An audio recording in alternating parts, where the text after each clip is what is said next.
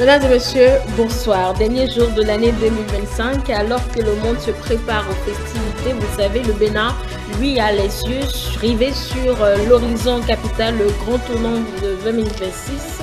Le renouvellement des locataires de deux institutions majeures, l'Assemblée nationale et la présidence en janvier et en mai 2026, entre une campagne électorale au code de conduite particulier et la descente du réformateur. Nous sommes à la croisée des chemins.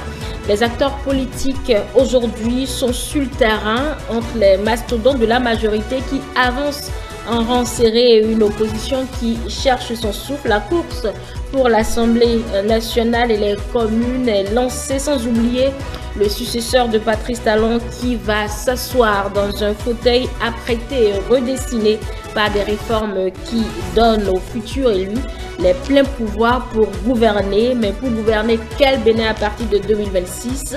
En cette dernière soirée de l'année, nous nous projetons dans l'avenir entre héritage verrouillé et soif d'alternance. Bienvenue dans ce dernier numéro du Forum politique de l'année, mesdames et messieurs.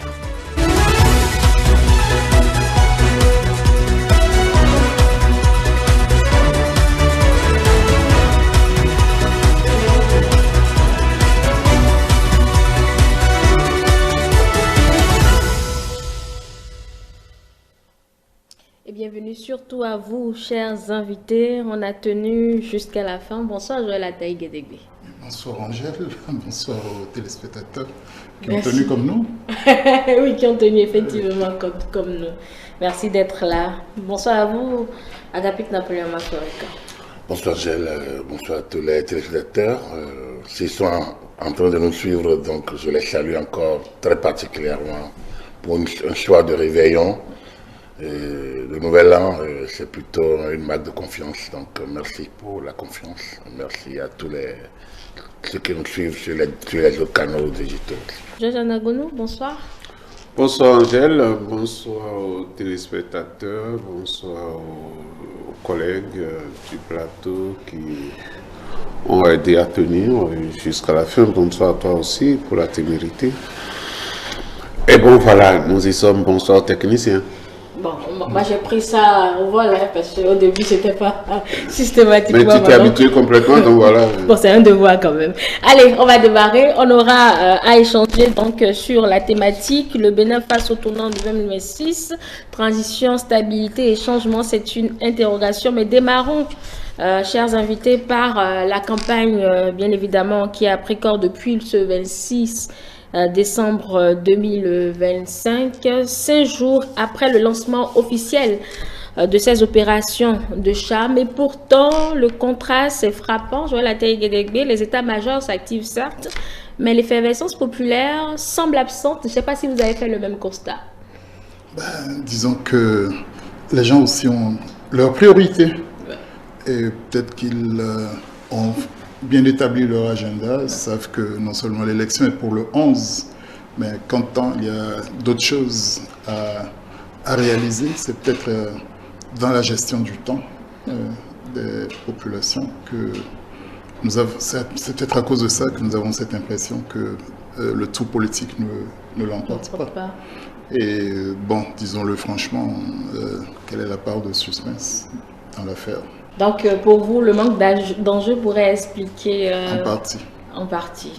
Vous, Agapit Napoléon Maforika, comment expliquez-vous ce démarrage timide de cette campagne électorale? Non, il n'y a pas de démarrage timide. Il y a un changement de mode opératoire et on les a suivis. Ils ont expliqué que j'ai écouté pas moins de 2 responsables expliquer que les grands meetings ne servent pas à grand-chose, et que ça rassemble les foules. Dans la plupart, n'ont même pas de carte d'électeur, n'ont pas fait la biométrie, et que finalement, ils se sont rendus compte que ce qui est important, c'est d'aller à la rencontre de l'électeur, dans sa proximité. Donc, beaucoup se sont repliés dans leur localité. Je trouve ça réducteur. Je salue Luc Atropo et Madame Denise Menou, au moins ces deux. Parce que je n'ai pas vu d'autres encore en meeting. En dehors du meeting conjoint dont le format doit faire l'objet normalement de réflexion en sciences politiques. Je pense que c'est réducteur. Une campagne électorale, c'est un ensemble. Nous avons encore une dizaine de jours. J'espère bien que par respect de l'électeur, ils sortiront, ils feront ce genre de petits meetings. On ne leur demande pas de remplir le stade de l'amitié. Mathieu Kérékou, on ne leur demande pas, mais quand même, je pense qu'il faut une campagne électorale, c'est une fête. Parce que le challenge, à la fin, c'est de voir s'ils vont faire sortir l'électeur. S'ils ne le font pas, c'est qu'ils ont échoué. Même si la question de taux de participation n'est pas juridiquement un indicateur, politiquement c'est serait un, parce qu'on dit, pour faire sortir l'électeur, il faut aller à sa proximité. Il ne faut pas, les autres c'est des badauds, ils n'ont pas de cas d'électeur. Donc, il y a des stratégies, on va voir ce que ça donne. Jean-Jacques Gonou, des réformes qui ont également emporté même l'engouement traditionnel des campagnes. Les réformes n'ont pas imposé une pratique en matière de campagne, c'est-à-dire un mode de mobilisation et de choses là aux partis politiques. La réforme n'a pas dit ça, c'est, Agapi disait tout à l'heure, c'est des partis qui veulent sortir de nouvelles stratégies. C'est pas la même chose, ils veulent sortir de nouvelles stratégies. Et il faut faire attention en matière d'hommes, lorsqu'il s'agit des hommes en face de vous. Quelqu'un me disait qu'en sciences sociales, l'expérience n'est pas permise. Il faut avoir peur du nouveau. Ce mode opératoire de dire qu'il faut aller de maison en maison, ça fait que d'autres ont commencé. On a même recruté des gens pour pouvoir aller de maison en maison, pour aller parler aux électeurs. Donc ça, c'est nouveau. Est-ce qu'on va seulement faire confiance à ça? Parce qu'il y a ce qu'on appelle l'effet de foule.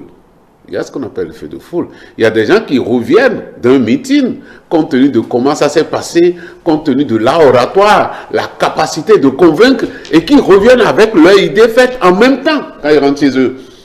Il y a des choses que vous ne pouvez pas les faire tout seul. Mais lorsque vous êtes dans la foule vous entraîne. Et la conviction obtenue à partir de cette foule-là peut être une conviction qui va vous suivre pendant longtemps.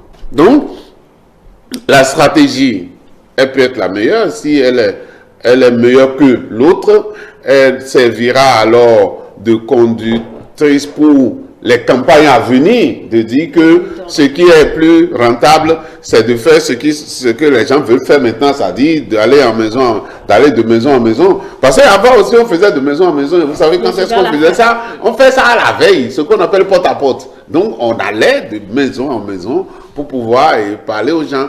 Mais on a dit maintenant, il faut aller de maison en maison pour pouvoir parler. Parce que nous avons dit, les partis qui sont du côté de la mouvance sont là pour aller vendre les résultats du régime actuel. Et les résultats, il y en a à vendre. Il y en a à vendre, ça c'est vrai. Mais est-ce que l'homme tout seul, on peut le convaincre plus facilement que lorsqu'il est en groupe et il veut suivre les autres pour dire, ah, ceux-ci sont convaincus, donc moi aussi c'est bon, je peux le faire. Donc voilà, donc c'est vrai qu'il semble que c'est une stratégie qui est développée, mais pourquoi pas, si en cours de chemin, pendant la campagne, les partis trouvent que ce qu'on est en train de faire là, c'est pas forcément ce qu'il faut. Les partis vont changer de choses là. Et d'ailleurs, Agapit l'a dit. Donc, certainement, il y en a déjà qui ont commencé par faire et parlait de Luc Atropo tout à l'heure, qui a déjà compris qu'il faut quand même. Atropo, les élus du 15e et 16e. Ok, d'accord. On fait un lancement commun. Parce que j'ai même remarqué, je ne sais pas si c'est cette stratégie-là qui a fait même le lancement commun à Parakou. Enfin, je ne sais pas, peut-être que je n'ai pas bien regardé les images, mais à mon avis, ça n'a pas drainé vraiment. Vous allez voir tout à l'heure les images, mais c'est plus entre militants. C'est plus entre militants. Donc, ce que vous disiez, c'était plus la stratégie des partis politiques. Et justement, est-ce que vous sentez ce que j'appelle engouement du citoyen lui-même, comme on en a vu dans d'autres campagnes? Joël indexait le manque d'engouement. Non, on ne peut pas, puisqu'on a choisi d'aller voir les gens à la maison. Vous voyez ce que je veux dire? Donc peut-être on va remarquer l'engouement au niveau du militantisme des responsables politiques qui veulent aller peut-être dans les maisons. Et là, il faut encore mobiliser plus de personnes parce que 10 personnes peuvent tenir un meeting où il y a 200-300 personnes. Tandis que s'il faut passer de maison en maison, chez 200-300 personnes, il faut encore beaucoup plus de personnel. Et moi, j'ai appris qu'ils ont recruté, personne ne m'en a parlé encore parce que moi aussi, j'aurais voulu travailler pendant cette période. Donc, du coup, engouement, il n'y en aura pas si c'est la stratégie qui est adoptée. On est au début de la campagne, on ne peut pas dire encore que c'est que ça. Certains l'expliquent. mais on a encore une dizaine de jours. Donc, c'est sûr. Peut-être que les stratégies vont allier les deux. Peut-être qu'ils attendent les derniers jours pour pouvoir sortir la tirée lourde. Parce que, contrairement à ce que dit Joël, moi, je ne pense pas que les réformes aient tué la campagne. Et que même entre les partis de la majorité, il y a 4 partis de la majorité, il y a 3 partis de la majorité. Et un de l'opposition dit modérée et un de l'opposition radicale. Donc, on a presque tout le monde. Si on met la FCB au centre, le parti de la démocrate est dans l'opposition radicale, et puis on a 3 partis. Et parmi les 3 partis de la majorité présidentielle, il y a quand même un qui se positionne presque au centre. C'est Moël Bénin. Parce que les réformes, la vision politique, leur politique de réforme de Moël Bénin frise ou frôle un changement dans la rupture. Donc, scrutin uninominal, la confiance entre le citoyen et le Parlement, et enfin la préférence nationale, qui est quand même une proposition importante. Donc, c'est dire qu'il y a quand même du contenu, même si, et moi j'ai suivi les débats, pas les débats, les interventions, les messages, il y a quand même du contenu. Puis la HAC, un peu dans la foulée de ce qui a été fait ces dernières années, la HAC a vraiment thématisé les prises de parole. Et donc, on a du plaisir à suivre. Moi, j'ai du plaisir en tout cas. C'est court, c'est 5 minutes. C'est sur une thématique donnée. Et donc, il y a du contenu. Ils ont travaillé sur le message, si bien que on voit la différence entre les offres de chacun. Moi, j'ai noté, par rapport au niveau des médias, sur les civiques gouvernance, moi, j'ai noté ce que chacun a dit. Et je vais l'acter. Et on va revenir là-dessus. Donc, et ainsi de suite. Au niveau de la décentralisation et de la redevabilité, au niveau de la mobilisation des ressources. Donc, c'est pour dire simplement, moi, je pense que, oui, il y a peut-être un changement de stratégie. Il y a une absence de communication de la ligne de campagne. Il y a une sorte d'enfermement. Les gens, ils font leur porte-à-porte. Et si on vous invite pour un grand meeting, vous y allez. Ça, c'est le truc. Mais on joue avec.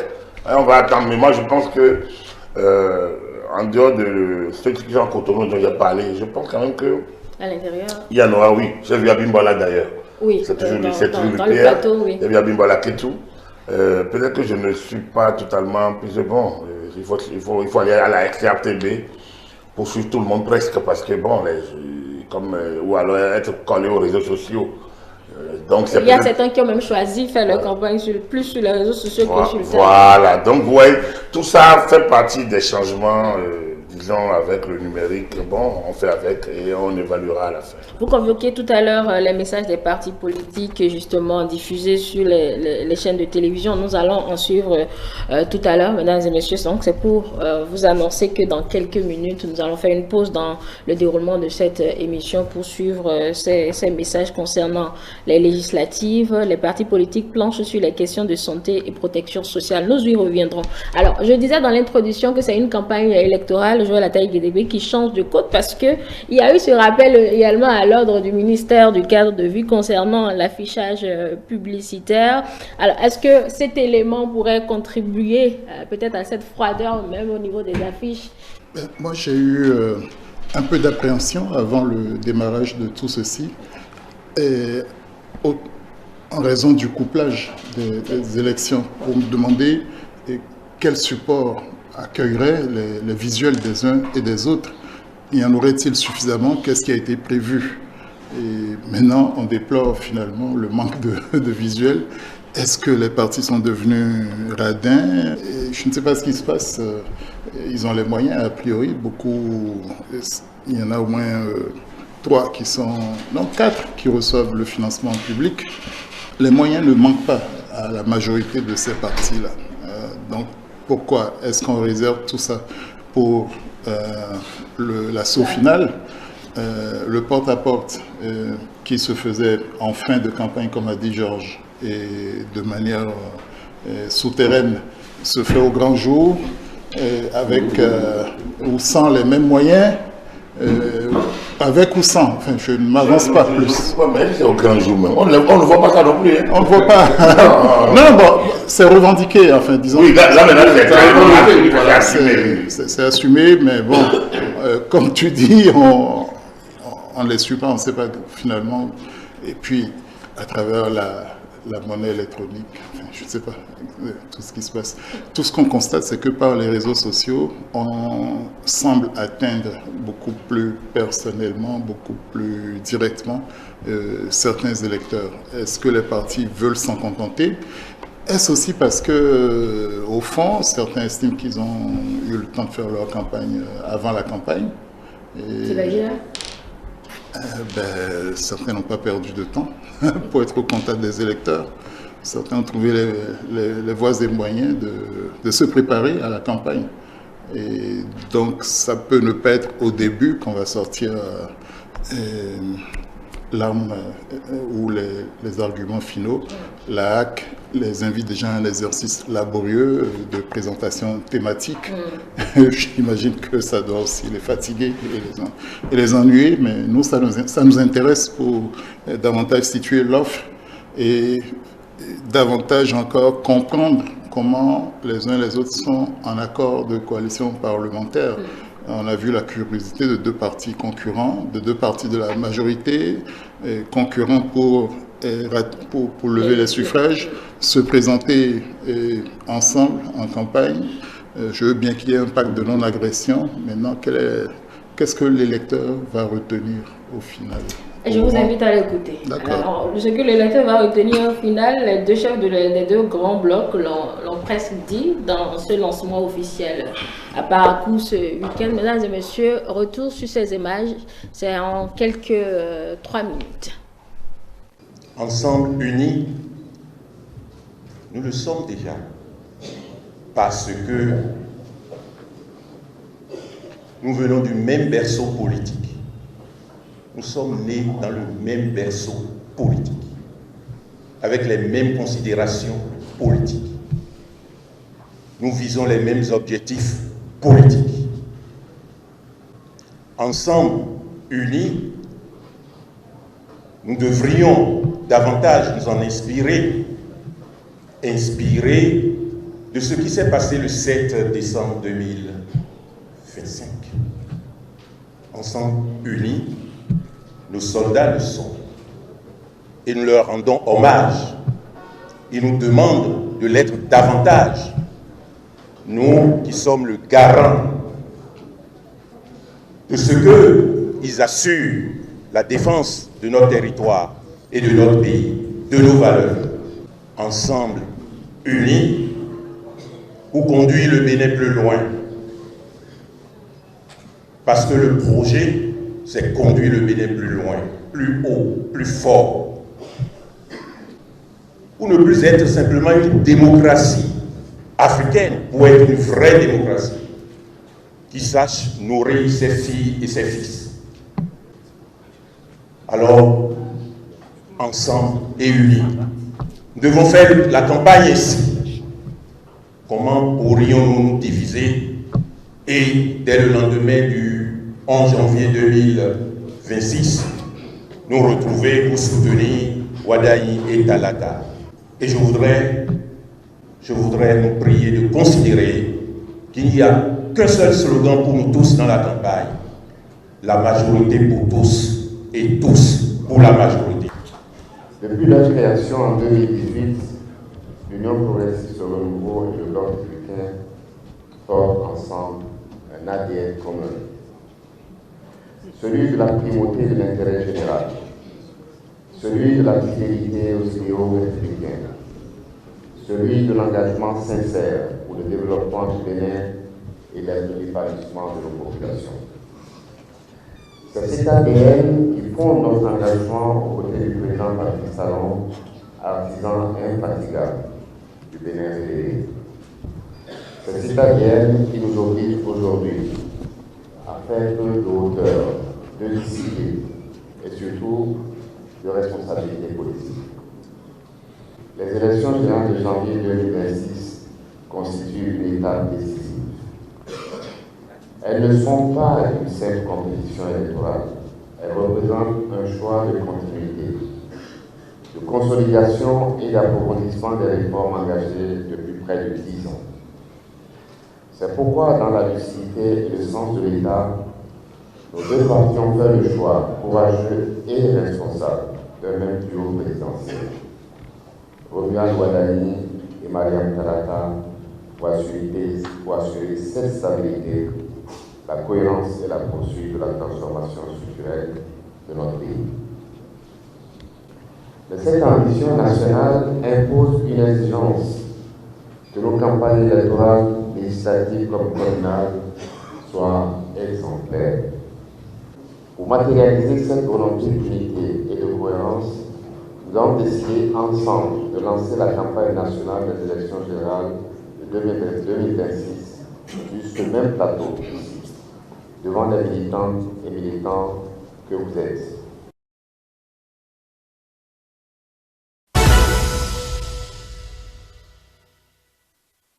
Voilà, Jonathan Gadegbe, un seul slogan, la majorité pour tous et tous pour la majorité. Joseph Djogbeni dira même, nous sommes du même berceau.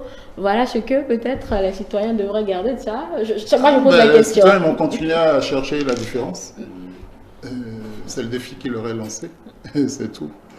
Sinon, comme c'est les fils du même terroir qui vont se présenter, peut-être les plus ingénieux, les plus méritants vont emporter au finish le suffrage des électeurs.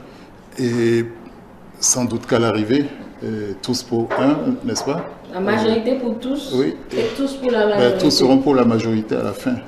Mais vous posiez un problème de fond tout à l'heure. Ils sont quand même concurrents puisque en matière de députés, comme je le dis souvent, chacun va devoir compter ses élus. Serait-ce alors peut-être les accords qu'ils ont eu à signer qui les obligent à s'unir pour cette campagne électorale? Non, les accords disent que... Enfin, les accords sont censés, parce qu'on n'a pas connaissance de ces accords-là. Dans leur principe, ils postulent qu'une fois élus, ils vont s'entendre pour gérer l'Assemblée nationale.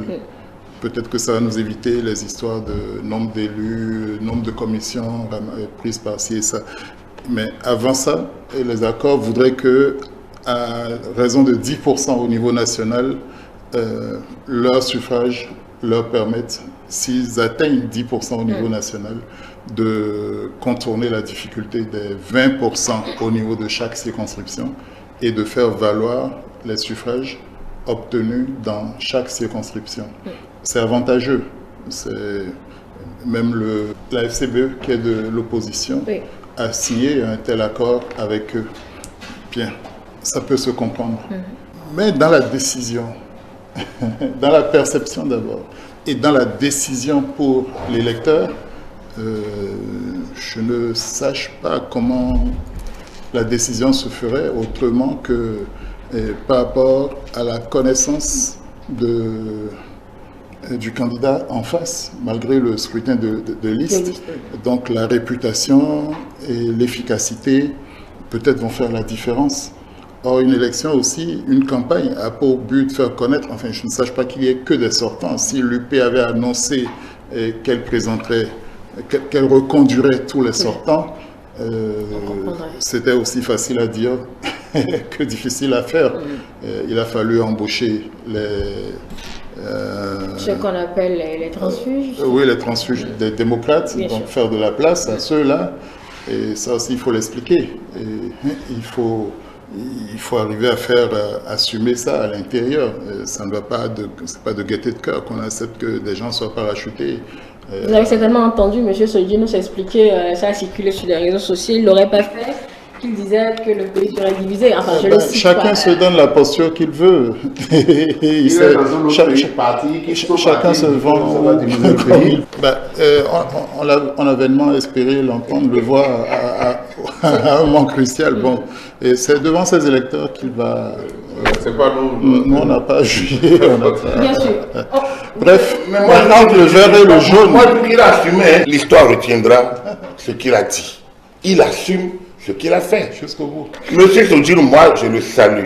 Pas parce qu'il a posé l'acte. D'accord. Pas parce qu'il a assumé l'acte. Joël, c'était vous qui aviez la parole. Non, ça va être un moment comme un autre d'une campagne électorale. Il y a eu d'autres situations où des candidats ont dû se justifier davantage sur leur situation.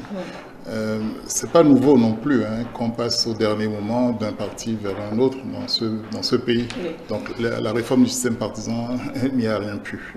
C'est le constat qu'on peut faire à ce niveau. Peut-être que ça a rendu les choses difficiles et moins criardes, mais il faudra davantage de recul pour être davantage péremptoire. Oui. Non, moi, je me disais qu'entre le jaune et le vert, bon, l'électeur choisirait la couleur qui le botte le plus. Monsieur Anagono, d'autant plus qu'ils n'ont pas les mêmes locaux et que dans les urnes, l'électeur doit faire un seul choix. Est-ce que cette stratégie d'unité est vraiment sans risque? En fait, la stratégie d'unité se trouve là, vous l'avez vu tout à l'heure. C'est-à-dire? C'est-à-dire dans le discours officiel, puis devant les gens, bon voilà, les militants à Parakou, l'unité se trouve, s'arrête là. Parce que déjà, ce qui se passe sur le terrain, chacun est rentré immédiatement dans la peau de son parti politique pour dire je suis différent de l'autre. Parce que ça, l'inquiétude de Joël, de dire, bon voilà, comment est-ce que l'électeur fera la différence.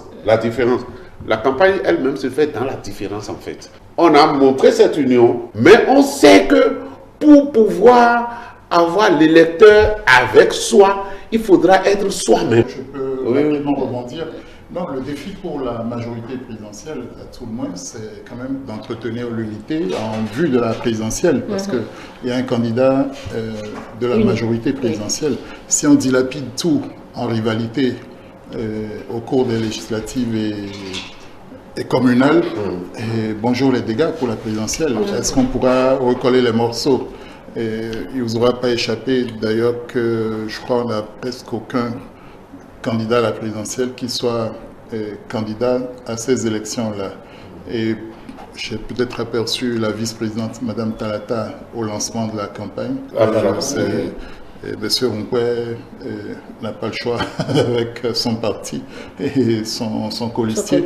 Mais ils ne pourront pas, on ne verra pas énormément. Enfin, je suis curieux de voir quel va être le rôle des candidats à la présidentielle retenus dans cette campagne. Comme des candidats à la candidature dans les partis qui ont disparu pour certains. Monsieur Ondete, par exemple, a expliqué que lui se retirait pour permettre à son ami Jules Lodjou de passer un peu plus devant. Mais ils étaient un certain nombre dans ce parti-là. Dans les autres partis, les velléités n'étaient pas moins importantes. Et donc, le positionnement de ceux-là qui se présentaient comme des candidats majeurs, quel va être leur impact, leur présence dans la campagne actuelle législative communale. Mais je signale que la mouvance présidentielle a pour défi de rester unie jusqu'à la présidentielle à tout le moins. Et donc peut-être qu'il vaut mieux donner priorité à ça que de commencer à se déchirer comme des chiffonniers. C'est de l'eau à votre moulin. Non, oui, merci beaucoup Joël. C'est-à-dire que, puisque c'est le jeu électoral, puisque c'est la compétition, parce que, par exemple, si le BS s'endort dans cette union, par exemple, elle va encore se voir dépassée par l'UPR. Au niveau des résultats, je veux dire. Parce que aujourd'hui, peut-être, l'objectif du BR aujourd'hui, c'est d'avoir plus de députés qu'il en a eu à la mandature qui est en train de se terminer. Donc, d'avoir alors de chercher à rattraper peut-être UPR, qui en avait 53. Donc, dans ces conditions-là, ils sont obligés de déployer leurs forces, de déployer suffisamment leurs forces, et ça peut amener peut-être au clivage. Moi, je sais que ça amène de clivage parce que dans ce que tu dis de moi, Joël, tu es de l'autre parti, je suis de l'autre parti. Ce que tu dis de moi sur le terrain, je ne vais pas oublier ça du jour au lendemain. Seulement, il y a une résultante ici, c'est qu'il y a le patron de cette majorité-là, qui est un homme de carrure, et qui a fait en sorte que même quand on était sorti d'une pareille élection où les gens étaient divisés sur le terrain, il les a mis ensemble après. Donc, cette force-là existera toujours. À la sortie des législatives, il sera encore là pour recoller les morceaux et pour demander aux gens, vous devez aller ensemble. Donc, pour ça, peut-être que ça va se réaliser, mais ce dont moi je suis presque certain, ici maintenant, c'est que la différence va se faire sur le terrain. Chacun dira je suis BR, je ne suis pas UPR. D'accord? Et des partis comme Mouel Bénin attendent cette situation-là pour dire, les deux vont commencer par dire la même chose et nous on va s'effrayer notre chemin dedans. Tu vois? Donc, la stratégie sur le terrain, il faut réfléchir pour ne pas laisser le terrain. Moi, je suis dans Cotonou hier, les affiches qui sont parlantes, c'est les affiches de LD que moi j'ai vues. Je ne sais pas si c'est à cause de la couleur, mais c'est visible, c'est froid. Et j'ai vu ça.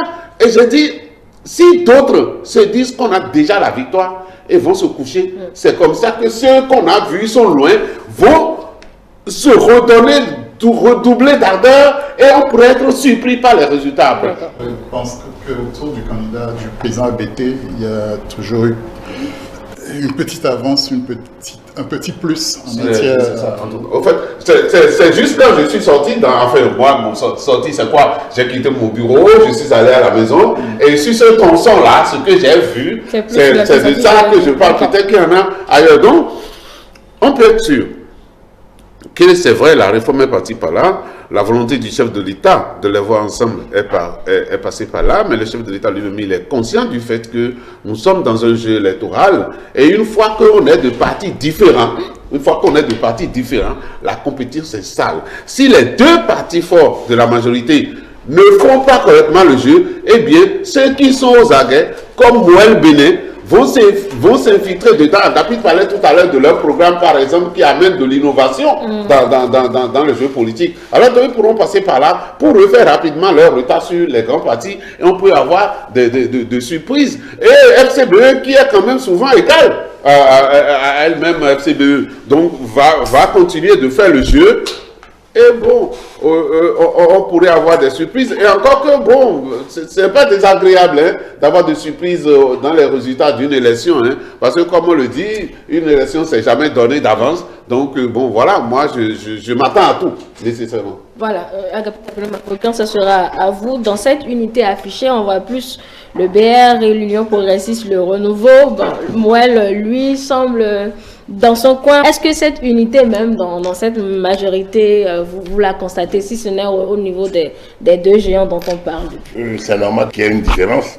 S'ils sont candidats à l'élection, c'est qu'ils ne sont pas les mêmes. Donc, ils sont des partis différents. Pour ce meeting, ouais, on vient de sortir d'un putsch manqué. Vous voyez aussi, il y a une certaine littérature des petits conciliabules qui tendent à régionaliser parfois les partis. Je pense que dans une campagne comme ça, où on a des élections locales à faire, si on laisse les partis se cambrer dans des régions de concentration, ça peut créer une sorte donc, de division de fait à caractère géographique et donc ethnico-régionaliste. Et les voir ensemble peut rassurer et rassure. Ils ont un même chef, politique, c'est Patrice Talon. Et c'est logique qu'ils soient ensemble. Et j'ai aimé, j'adopte également la logique qui parle de l'élection présidentielle. Ils ont le même candidat, ils assument le même candidat. Donc c'est normal qu'ils portent ensemble un projet de législature, même s'il y a des nuances entre eux. Et il y a vraiment des nuances entre eux. Donc moi je trouve que ça n'a rien à voir avec les accords de coalition parlementaire. C'est par rapport à leur appartenance à un bloc, le bloc autour de Patrice Talon, qui est les deux partis qu'il a promus pour laisser peut-être la différence aux gens, la liberté aux gens de se positionner dans un camp comme dans un autre. Ils ont lancé ensemble une campagne pour montrer nous sommes de la majorité présidentielle, nous sommes le bloc autour de Patrice Talon, nous sommes un et indivisible, même si nous portons des projets différents. Moi, c'est comme ça que moi je comprends leur sortie d'ensemble. Et je pense que c'est ce qu'ils ont vu, ils n'ont pas communiqué. Donc on est obligé d'aller en conjecture. C'est un signe d'unité.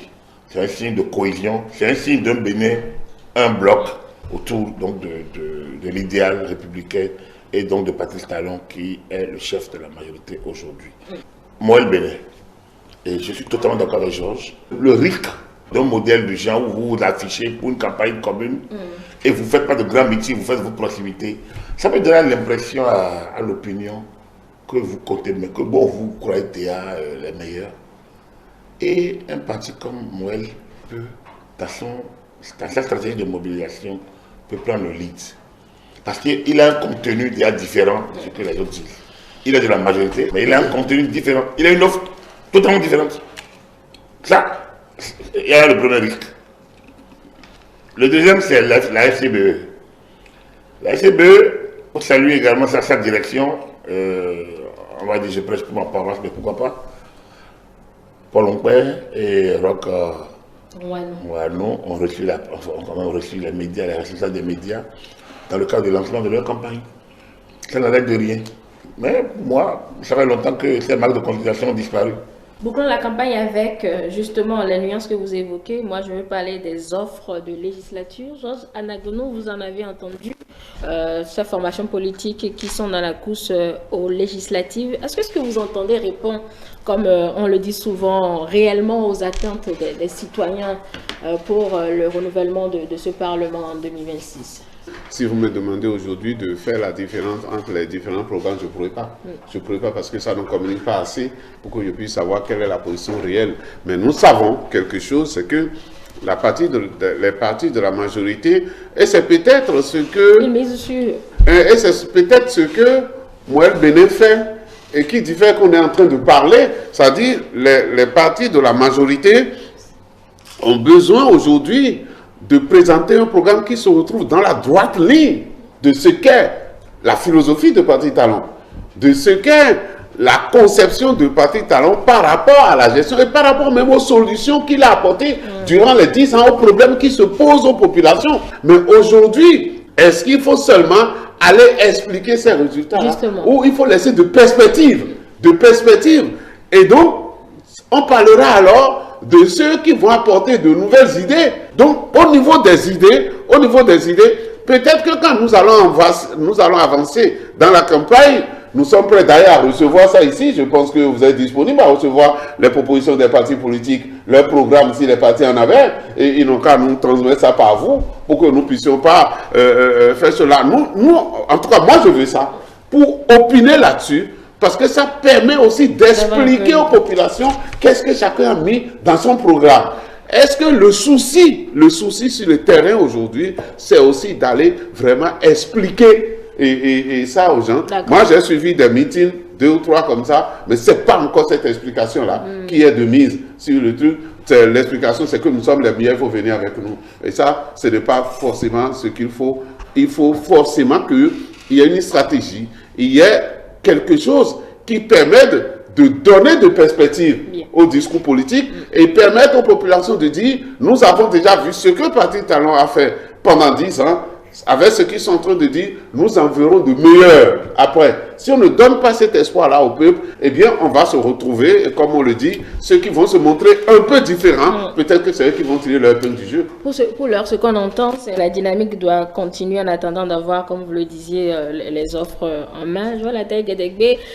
Cette continuité suffit-elle comme offre de législature pendant que les démocrates tiennent mordicus à sauver ou restaurer la démocratie qui cherche à restaurer depuis 2023 et quand la FCBE, elle propose également une présence dans, on va dire, les interpellations du gouvernement au Parlement. Donc la continuité de la dynamique suffit-elle pour convaincre l'électeur de 2026? Non, assurément non. Si on a parlé de Moël Bénin qui se signale déjà par des propositions alternatives alors qu'elle participe à la majorité présidentielle, notamment à travers le ministre conseiller Jacques Ayadji, qui en est le président. Donc, il y a des nuances, il y a certainement des idées nouvelles qui essayent de faire leur bonhomme de chemin. Et nous avons dit, les gros partis, BR et UP de la majorité, peut-être n'ont pas abattu toutes leurs cartes.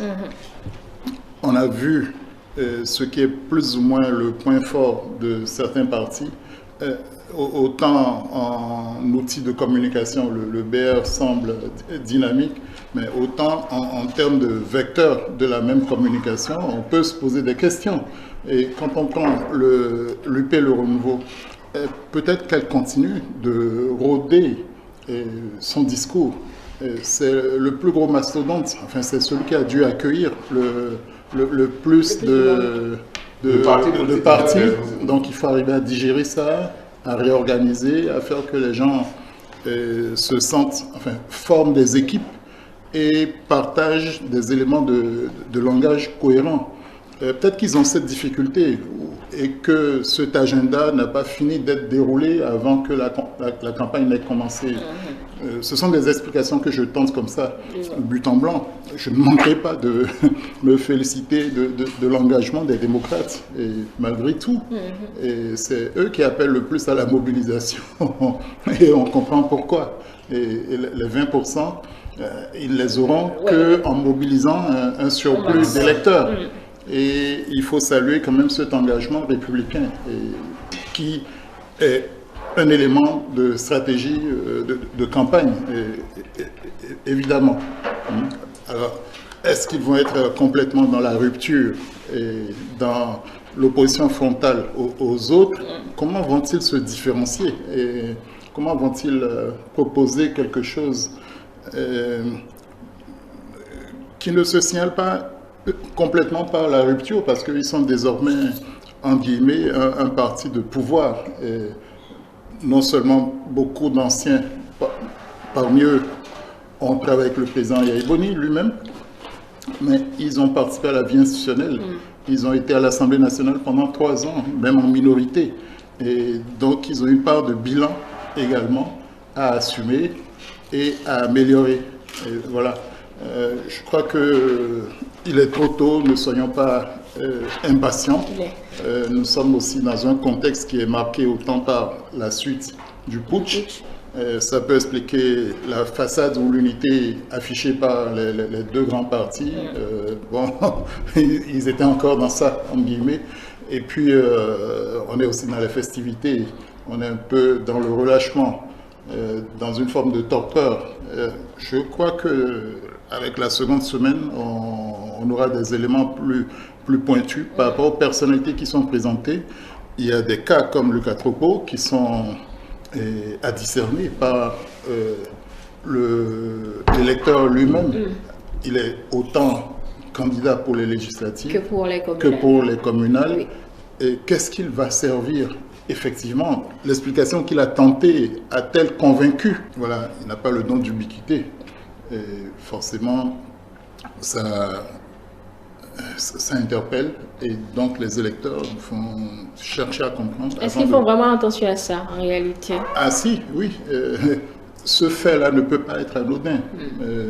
Il y en a d'autres qui vont passer.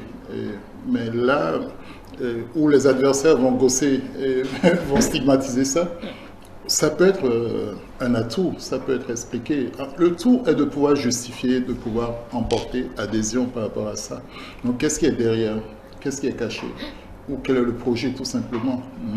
Voilà, quand c'est présenté que ça peut porter adhésion, banco. Mais si ça ne marche pas, alors là, ils n'auront que leurs yeux pour pleurer d'avoir fait ce choix. Ce cas n'est pas aussi... Moi, je ne trouve pas un problème là-dessus. D'autant qu'on est habitué à ça. Des ministres qui se positionnent, mais qui ne siègent pas. C'est devenu un peu légion. Donc, depuis toujours, ça choque personne. Donc, du coup, c'est un peu dans les habitudes. Normalement, quand tu es ministre et tu te positionnes comme candidat à l'élection, c'est pour siéger. Or, quand il démissionne, et c'est de manière constante, lui-même, Lucas Tropo, il n'a jamais siégé réellement comme député. Il siège depuis qu'il était abommé d'ailleurs, donc boycott. Donc, on est habitué un peu à ce modèle, mais que bon, l'électeur fait plus attention. Il est chef de file, on utilise son aura pour la mobilisation. Et derrière lui, pour les élections communales, il a une mastodonte aussi comme Tonato. Et de l'autre côté, une autre comme Alec Béraou. Donc, je pense que, et derrière eux, il y a d'autres candidats. Peut-être que c'est pour mieux drainer. Et Lucas Tropo est quelqu'un de mobilisateur. Et donc, du coup, on utilise son image, sa posture, son statut, sa stature, pour pouvoir peut-être, comme d'autres aussi, dans d'autres localités. Donc, moi, je pense que c'est déjà ça. Il sera utile d'observer la manière dont certains partis vont fonctionner en termes d'unité stratégique ou de différenciation dans les circonscriptions. Oui. Quels vont être les choix et les conséquences? Et c'est pour ça que moi, en 2020, j'avais dans mes chroniques, quand il y avait de la cacophonie par rapport à la déviation des maires, j'avais estimé que ça aurait été bien qu'on connaisse en même temps le leader qui sera maire si nous gagnons. Ça permet à l'électeur de savoir si... Ouais, Jacques parlait la dernière fois ici sur le plateau de discuter une nominale. Je suis pas d'accord, je ne suis pas partisan. Parce que les travaux qu'ils trouvent au scrutin de liste ne manqueront pas parce que tu es d'une commune, on te choisit. Et les arrondissements, une commune c'est des arrondissements. Alors si je suis populaire que dans un arrondissement ou dans 2 sur 5, les autres aussi qui veulent être candidats. De toute façon, le scrutin communal a pour circonscription l'arrondissement. L'arrondissement, voilà. Donc, pour moi, les deux ont leur avantage, ont leur inconvénient. Donc, du coup, les inconvénients qu'ils trouvent au scrutin de liste, c'est qu'une manière de faire son choix. Mais je pense que, dans le cas de... Il a le mérite de poser le débat quand même. Oui, il pose le débat, absolument. Les deux sont... Il y a toujours quelque chose de nuance entre les deux. Donc oui, c'est... Non, notamment sur cette question. Il y a un inconvénient, toujours à ce genre de modes. À ce genre de modes. Alors, parlant de l'offre de législature, je pense que jusqu'à présent, en termes d'offres, on n'a vu que celle de Moël qui l'a déclinée et c'est plus ou moins du Parti Les Démocrates qui ne l'a pas réellement décliné, mais moi que je découvre en écoutant les messages. Je ne pense pas que le Parti Les Démocrates se contente cette fois-ci que de démocratie et des exilés. Je pense que là, compte tenu du format imposé par la HAC, il joue bien le jeu. Et il y a du contenu. J'ai écouté mon ami Jean-Claude Kouagou la dernière fois sur un forum au niveau des médias. Comme moi, c'est mon secteur quand même que je pense que j'ai écouté du point de vue analyse et diagnostic. Je ne veux pas aller dans son lexique, mais il y a du concret. Par contre, et ça, je ne dénigre pas, j'ai écouté le BR sur la même thématique, ce n'est pas la même chose. Donc voilà, moi je prends un pan pour poser une situation donnée. Okay. Et je pense que si les gens ne suivent pas, il faut qu'ils suivent les messages thématiques. Les messages, moi j'ai écouté le débat, et normalement ça devait être un débat, mais j'ai vu seulement que le maire le maire de Glazoué, Gilles Ndolo, qui a franchement posé le débat, la problématique, la réelle situation donc des communes. Je pense qu'il nous a fait mode d'emploi de la réforme, de l'intervention des SE et donc de ce qu'on peut réformer. Mais quand tu écoutes, là aussi c'est bien fait. Donc, l'offre des partis, on peut les découvrir dans l'offre de législature, on peut les découvrir dans ces messages. Et ça, c'est important, ça n'a rien à voir avec les messages antérieurs qu'on connaissait avant, où les gens viennent dire en 15 minutes des choses qu'on ne comprend pas. Donc, ça c'est aussi à l'actif de la campagne et donc de la HAC cette fois-ci, et des partis qui jouent le jeu et qui jouent. Autrement, l'électeur me regarde, dit il est contre Talon, je vote pour lui, il est pour Talon, je vote pour lui. Il est généreux dans le quartier, dans la ville, dans la commune. Beaucoup comptent peut-être sur ça.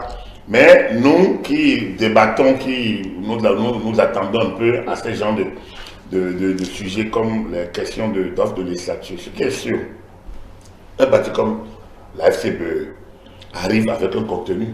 Ils ont le temps de monter leur stratégie. Et aussi dans les messages, ils apportent du contenu. Ils ont des maires sortants qui ont du vécu. Ils ont des maires sortants qui ont du vécu, ils ont des conseillers élus. Et donc, je pense que pour l'intellectuel, pour le débat et pour l'histoire, c'est toujours bon que les partis déclinent leur offre. Oui, c'est ça. Peut-être pas pour les lecteurs, mais au moins pour le débat. Il ne faut pas que les lecteurs, que les partis pensent que ce n'est qu'à les ratisser. Parce que comme je l'ai dit, le défi c'est de voir combien ils vont faire sortir.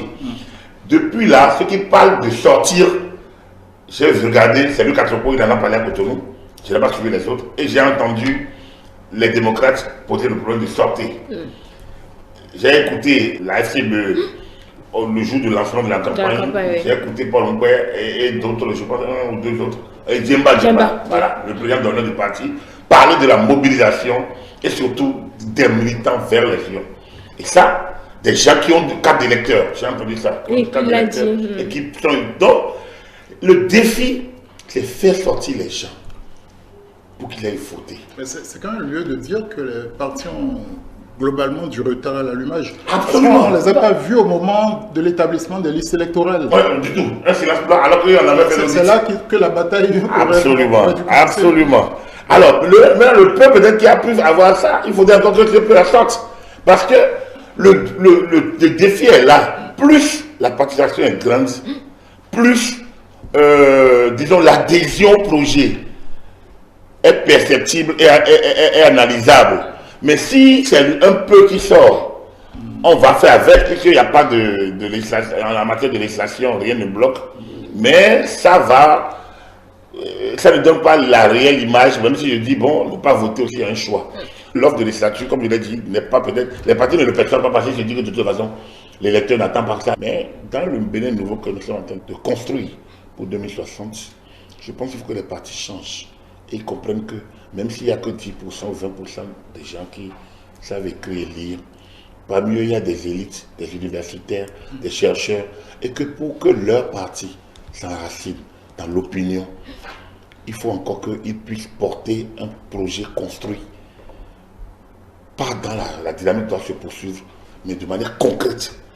Qu'est-ce que l'UP, le renouveau, nous apporte en matière des médias, en matière de gouvernance locale, en matière... Nous avons expérimenté les réformes, la discrimination positive. Est-ce que l'UP, le renouveau, a analysé? L'UP, le renouveau a dirigé la plupart des communes. Beaucoup de communes que d'autres. Qu'est-ce qui dégage? Et qu'est-ce qu'on peut changer ou compléter ou améliorer, renforcer? Le BR a eu telle chose. Le FCBE a fait ceci. Parce que les démocrates sont restés au Parlement 3 ans. Voilà ce qu'on a constaté. Voilà si le débat va comme ça, je suis convaincu que même des gens qui ne sont pas des partis, mais des militants, non, des sympathisants, vont porter parfois le message vers d'autres. Parce que il y a toujours des adhérents. Moi, comme je vous l'ai dit, en écoutant des messages, j'ai eu quelques sensibilités, disons, pour certains. Et comme je vote dans une localité, je sais, c'est pas évident que mon vote soit mécanique. Et donc, c'est pour dire que... Ah oui? Ah non, moi je ne sais pas de... Non, je voulais vous chariter un peu. Je ne vais pas insister. Il ne fait pas mécanique. Le jour là, quand je prends mon tampon, je vais faire le tour des 2 semaines de campagne. Et surtout, qui m'a le plus convaincu parmi eux, sachant que la dynamique doit se poursuivre, ça c'est sûr. Mais, dans quel sens, à qui il faut donner le plus. Mais, je sais que c'est là qu'il voit. Merci, ça c'était donc l'analyse des stratégies de suivi et de conquête des partis politiques en course pour les élections communales et législatives. Là, on va s'intéresser maintenant à la grande transition et évaluer la solidité de ce que nous avons fait pour 2026. Et je vais commencer par vous, Monsieur Georges Anagonou. Alors, on a vu où on voit Patrice Talon continuer à gouverner toujours avec son autorité sur les blocs qui soutiennent son action malgré les velléités qu'on a vues de succession et également le choix de Romuald Wardini qui est passé comme une lettre à la poste, en tout cas accepté pratiquement d'une partie de la classe politique. Voici, moi, ma question. À l'heure du bilan ou à l'heure de la descente, si vous préférez, quand vous analysez le chef de l'État, agit-il comme un arbitre impartial ou, on va dire, comme un parrain politique qui s'assure que les clés du pays restent dans les mains d'une lignée choisie? En fait, il y a une chose qui ne va pas changer, enfin pas de sitôt. Et c'est peut-être ça qui fait que souvent, il arrive au chef de l'État de dire oui, mais les 2 partis que j'ai créés, au fait, c'est lui qui a donné naissance. Après même les élections, il va rester chef de la majorité, en fait. C'est-à-dire que si les 2 partis qui ont travaillé avec lui arrivent à avoir la majorité, il restera celui qui a initié ces partis-là et qui reste donc le parrain des 2 partis politiques, même s'il n'est plus président de la République. Ça, au fait, c'est mon appréhension. C'est mon appréhension, et donc c'est pas une bonne chose, une mauvaise chose du moins, parce que surtout, cette majorité-là en aura besoin. En aura besoin pour continuer d'être ensemble, pour continuer de travailler ensemble, aura besoin du parrain qui a été au début de ces partis politiques. Et c'est pour ça que je trouvais votre thème des expressions de votre thème provocante, en fait, parce que est-ce qu'il y aura rupture? Est-ce qu'il y aura un nouveau départ en matière de mandat présidentiel et même de mandature au niveau du Parlement? Oui, parce que c'est un qui vont commencer à nouveau, d'accord? Mais au niveau des hommes, au niveau des partis politiques ou au niveau des courants politiques, est-ce qu'il y aura un recommencement? À mon avis, non. À mon avis, non, parce que ceux qui ont formé la majorité, c'est vrai qu'on parlait des listes tout à l'heure, et puis on a vu peut-être qu'il y a eu du rajeunissement dans certains partis, c'est timide dans d'autres et tout. Les mêmes vont rester.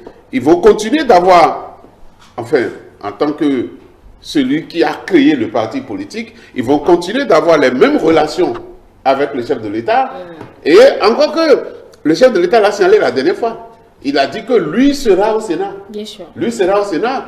Et la question est posée, et je ne sais pas si quelqu'un ne lui a pas posé rapidement, est-ce qu'il sera le prochain président du Sénat? Je ne sais pas si les journalistes, il semble que ça a été posé ou bien.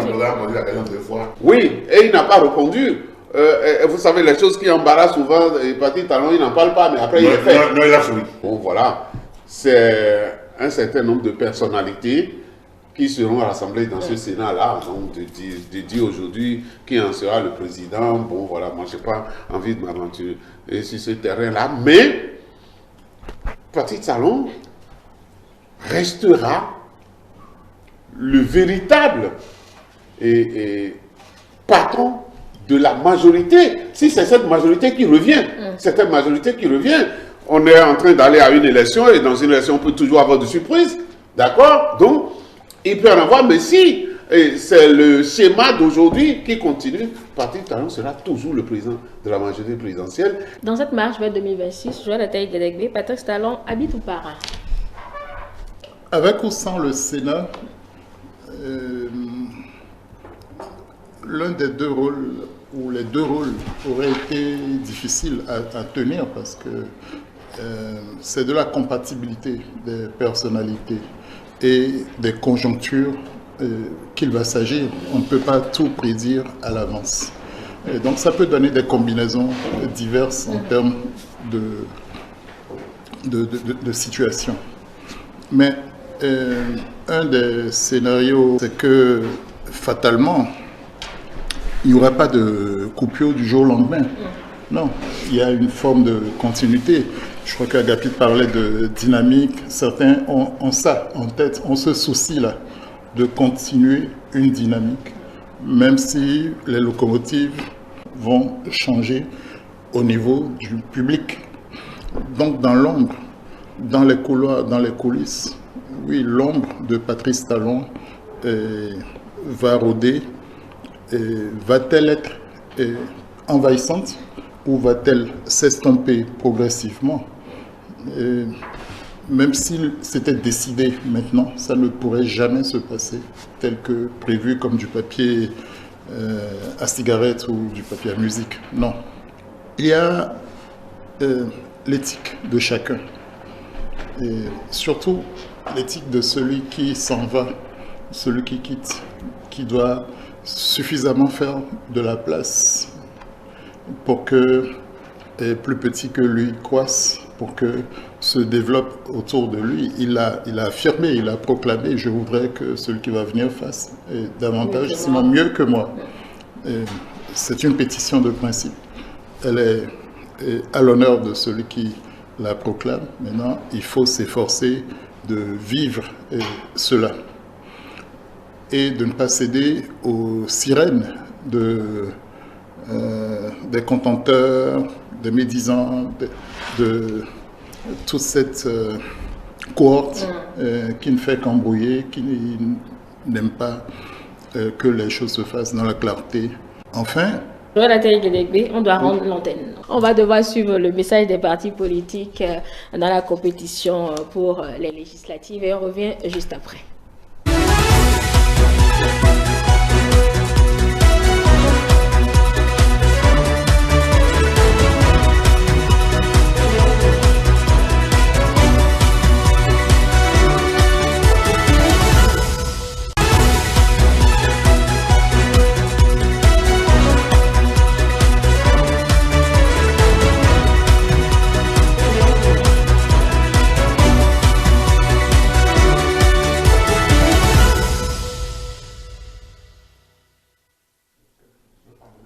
De retour en plateau après donc le message des partis politiques, ils ont opiné sur leur programme concernant la santé et la protection sociale. C'est dans le cadre des élections législatives du 11 janvier 2026.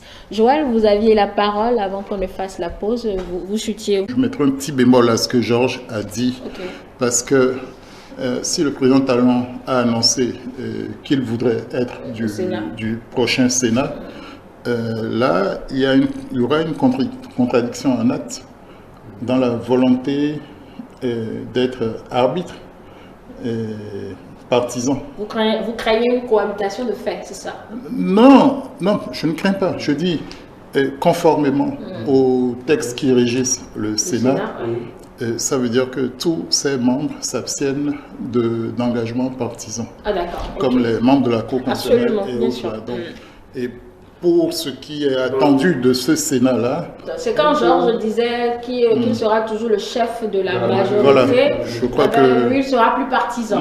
Il ne doit pas, sinon ça ne tient pas la route. Vous avez raison. Pour ce qu'on a dit. Et donc, il faudra le démontrer de toutes ses forces. C'est pas facile parce que il va être sollicité. Il peut être tenté même dans l'ombre de raccorder les morceaux. Peut-être également que l'émancipation se fera plus vite que prévu. Ouais. Dieu seul sait. Et il y a des gens, quand ils ont pris leur retraite, ils veulent surtout qu'on les oublie. Et c'est ça qui est impossible. Mais là, lui, il n'aura pas une retraite passive. Non. En siégeant, il n'aura pas une retraite si passive. Non, il peut être facile. Non. Je une autre question, si vous me le permettez. Justement, en s'installant dans cette future institution, est-ce qu'il ne risque pas un peu de transformer la présidence de son successeur, comme je le disais, en une cohabitation de fait? Il dépendra de chacun d'eux de trouver le bon espace pour ne pas chevaucher, pour ne pas interférer de manière conflictuelle et dommageable. Bon. Mais tout ne peut se passer non plus comme un long fleuve tranquille, hein, et les intérêts peuvent diverger, les perceptions peuvent se crisper, et que sais-je encore. Ça, c'est la vie qui est comme ça. Maintenant, dans un rôle de sénateur, et dans un rôle d'ancien chef d'État, tout simplement.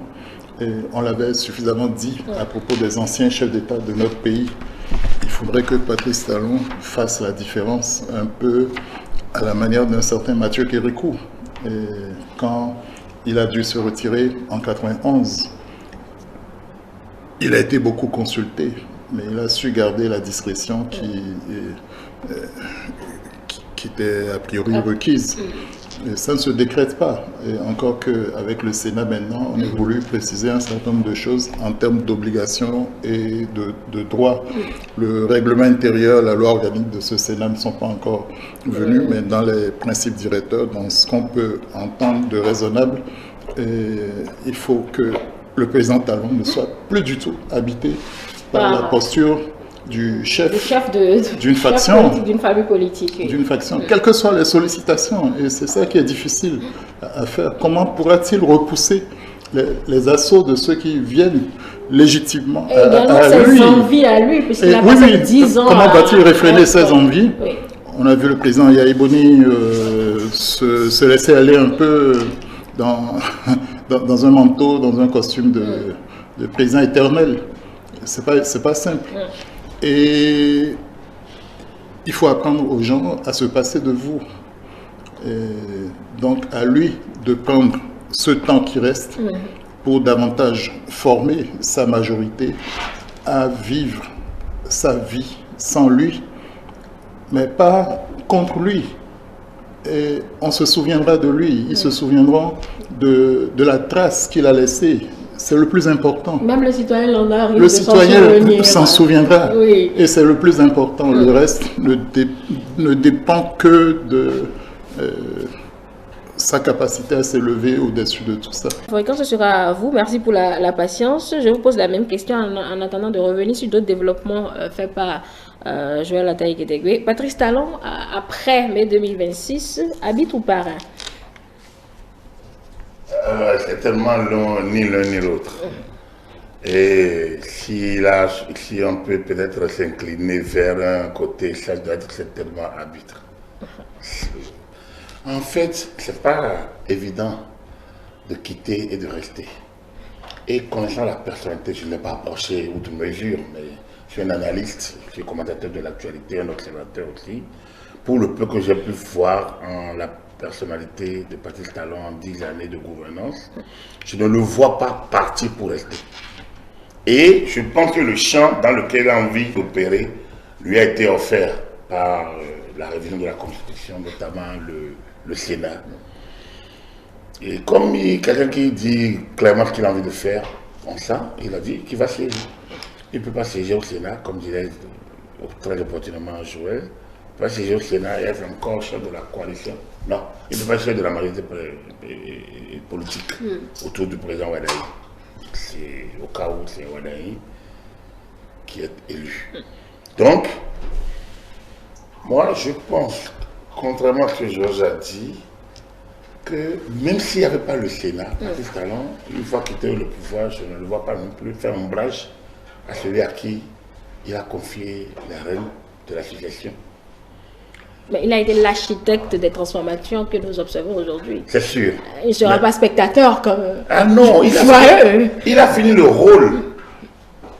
Patrice Talon n'est pas venu sur la scène pour être chef de parti politique ou bien chef de la coalition au pouvoir.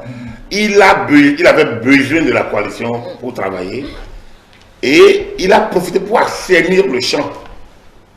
Ça, c'est acté. Aujourd'hui, le champ est assaini. Mais la majorité va se construire, se reconstruire, peut-être se déconstruire. Donc, les 7 années de la législature ne veut pas dire qu'on va garder la même majorité. Ça peut être les mêmes personnes. Mais, par exemple, je prends la FCBE qui dit que elle entend être dans la prochaine gouvernance associée. Donc, quel que soit son score, ici ou là, si le président qui est élu veut, il intègre. Et ainsi de suite. Donc, la majorité autour de Patrice Talon peut ne pas être la majorité. Mais l'UPBR, comme on veut les appeler, l'UPRBR, comme eux-mêmes disent qu'ils sont du même sein, l'autre les appelait des Patrice à moi. Même berceau. Ils sont du même berceau. C'est ce que M. Jean Jobouin disait dans l'élément tout à l'heure au début. Donc, l'UPRBR, dont le chef est jusqu'à présent Patrice Talon, ne peut plus continuer de se revendiquer de Patrice Talon. Il ne jouera pas le jeu. Et le Sénat devient pour lui le meilleur endroit pour se rendre libre. Mais ça ne veut pas dire qu'il ne va pas en parler avec les siens, avec un projet Diabouinou. Si le projet Diabouinou ne se retrouve pas au Sénat ou bien ailleurs, il peut en parler. Il peut en parler avec Ordel, il peut en parler avec ABT, il peut en parler avec bien Akatsa. Mais qu'il soit le chef de la majorité de force et un président de la République, je ne le vois pas dans ce rôle. Il faut qu'on fasse attention. L'histoire de Amadou Ahidjo et de Paul Biya. Oui, l'appareil politique est tel que son chef, surtout sous dossier, ne peut être autre que le chef qui est là. Sinon, nous ne sommes pas cohabiter. On ne sait pas partager le pouvoir. Et Amadou Ahidjo fatigué un peu, il était même vraiment fatigué. Stratège peut-être un peu trop. À un moment donné, a pensé larguer la présidence de la République à Paul Biya et de garder le parti. Et il confie le parti, l'État à Paul Biya et il garde le parti. Ça n'a pas duré. Ça n'a pas duré parce que l'autre qui avait l'air d'être vraiment un sacristain, un peu un enfant de cœur, il a pris. Le reste, je ne vous le compte pas. Donc, entre les deux, ça a été très. Donc, je convoque cet exemple pour montrer que c'est difficile de gérer comme ça. Le parti est un appareil. C'est un appareil. Mais l'État est encore... L'État, lui, c'est une institution. Alors, entre un appareil et une institution, on ne peut pas dans notre schéma, de confier sa gestion. Donc, moi, je ne vois pas Patrice Talon terminer et dire Romain Wadaye, tu as gagné, je te largue. Non, je garde les partis et toi, va gérer l'État. Non, non, il ne va pas faire ça. Il appartient au nouveau président de la République, Romain Wadaye ou Paul Moupin, pour respecter les candidats. Il appartient au président élu de créer sa coalition. Et ça veut dire quoi? Ils sont au pouvoir, ils sont au Parlement. Quand Patrice Talon venait en 2016, il n'avait pas de député.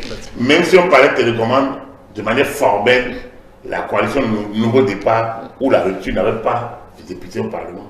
Ils ont travaillé avec des députés qui sont compatibles. C'est ce qui va se passer avec le président Wadaye Ils vont essayer de regarder et de garder les partis institutionnels qui sont là. Donc ce sera une recomposition en réalité. Non, pas nécessairement une recomposition. Le nouveau président donnera ça, il va fixer son cap.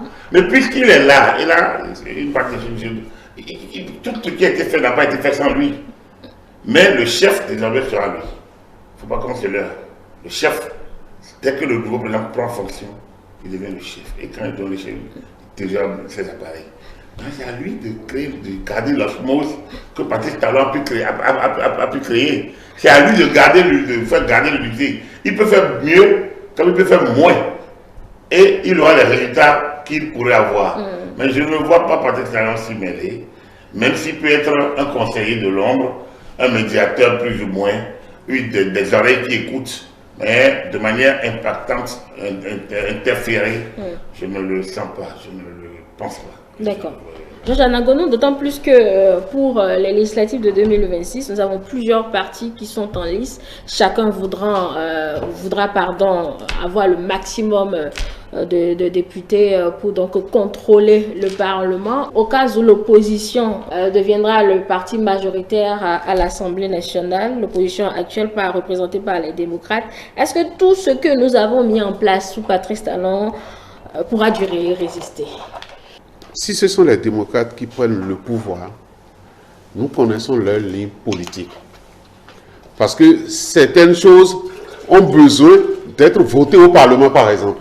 Et c'est eux qui auront la majorité au Parlement en ce moment-là.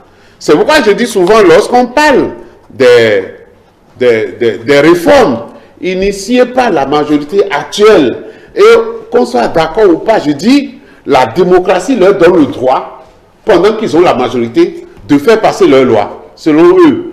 Donc, en ce moment, la majorité va changer. Et aussi, c'est cette majorité qui va commencer par faire passer ces lois, voter ces lois au Parlement. Seulement, si cette majorité prend le pouvoir, regardez les deux candidats actuels, parce que ça ne changera pas, les candidats qui iront aux élections. Non. Donc, cette majorité aura à travailler ou avec Romain Wadaye ou avec Paul Moupin. Oui. Moi, ce scénario, je n'ai même pas envie de l'imaginer. Lequel scénario? Parce que la majorité parlementaire qui viendra sera une majorité en opposition au président qui viendra. D'accord. Parce que quel que soit celui qui sera élu entre les deux, que ce soit Moupin ou que ce soit Wadaye, ce serait un parlement en opposition au président de la République. Lorsque le parlement est en opposition au président de la République comme ça, rappelez-vous qu'on a dit au cours de cette majorité que parfois même, au niveau du budget par exemple, les démocrates au Parlement apportaient des modifications qui sont parfois votées. Mais lorsqu'il est question de voter même le budget général, ils votent contre. Cela veut dire qu'ils ont toujours voulu se mettre à l'opposé de ce qui se fait. Ça peut même entraîner la refonte du système partisan. Et d'ailleurs, c'est leur vœu secret. Parce qu'ils se sont toujours levés contre. Donc, au fait, nous allons vivre autre chose. Si votre hypothèse arrivait à se vérifier, nous allons vivre autre chose. Et ceux qui ne veulent pas vivre autre chose, doivent voter, non, je ne vais pas rappeler, doivent travailler dans le sens que cette hypothèse-là n'arrive pas, ne se vérifie pas. Sinon, moi, j'ai la conviction que si cette hypothèse se vérifie, ce qu'il y a, c'est que c'est vrai. Est-ce que parce que cette majorité vient, elle va dire aujourd'hui, à partir d'aujourd'hui, je vote pour que les grèves reviennent comme avant? À mon avis, je ne pense pas. Je ne pense pas. Autrement dit, comme nous l'avons l'habitude de le dire, certaines réformes seront imperturbables. D'accord. On ne peut pas les toucher. Mais toujours est-il que nous allons vivre autre chose qui sera peut-être à l'opposé de ce que nous avons vécu avec la majorité actuelle, la majorité parlementaire actuelle, qui a travaillé ensemble avec le président Talon, et lui-même l'a dit dans son discours la dernière fois, cette majorité lui a permis de voter les textes qu'il faut et de faire la politique qu'il a pensé mener et qui a ses résultats aujourd'hui. Joël Adé-Guédégué, la dernière réforme constitutionnelle vise à garantir la stabilité après Patrice Talon. Existe-t-il encore, c'est la question, des risques que le jeu des acteurs après mai 2026 remettent tout en cause? Oui et non. Disons que l'étendue des possibles est assez grande. Mais il faut savoir raison garder. Je crois que, sauf cataclysme, sauf renversement complet d'alliance, voire dénégation, tout simplement,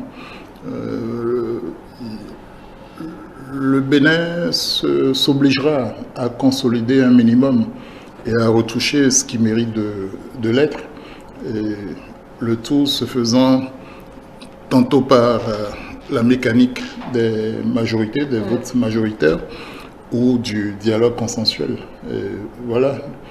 Et si même un parti comme Moi le Bénin, qui est de la majorité présidentielle, n'exclut pas la possibilité d'ouvrir une discussion en ce sens, c'est dire que l'étendue des possibles ne se limite pas seulement au camp des opposants radicaux, mais se donne à voir comme une nécessité vitale pour la démocratie, pour le pluralisme.